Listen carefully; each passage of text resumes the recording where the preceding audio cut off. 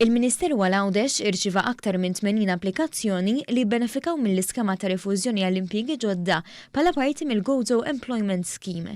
Il-Ministru għal-Għawdex Ġustin Karwana qalet li din l-iskema tħabbret fil-Baġit li għadda u permezz tagħha il-Gvern qed jagħti lura ħlas lill-kumpaniji għal kull impjieg ġdid fuq kuntratt ta' mill-inqas 3 snin. Permezz ta' din l-iskema qegħdin nagħtu rifużjoni ta' 6,000 ewro għal kull impjieg ġdid li jonħoloq għal iktar minn 3 snin. U għal dawn iż-żewġ edizzjonijiet kellna konkurrenza tajba ħafna ta' 80 applikazzjoni minn 32 kumpanija. L-iskop aħħari ta' din l-iskema huwa li min ħaddem joffri pagi aħjar, taħriġ biex jtejbu l-ħiliet tal-ħaddiema Għawċin kif ukoll biex jinħoloq aktar xogħol f'Għawdex għall-Għawċin.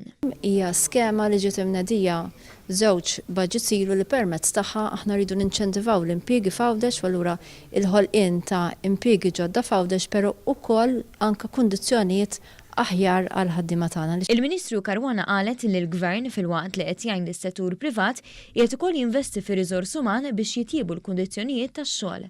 Fuq kollox irid jiġi żgurat li dawn il-fondi qegħdin verament jilħqu l-aspettattivi tagħhom u għalhekk se ssir verifika biex jiġi stabbilit li jintlaħqu l-miri maqbula.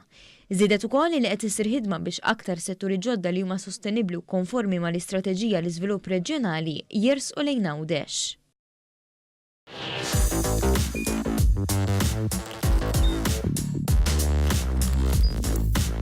Idħol fuq one.com.mt u hemmhekk tista' tara l-programmi kollha li jxandru fuq One permezz ta' One Play.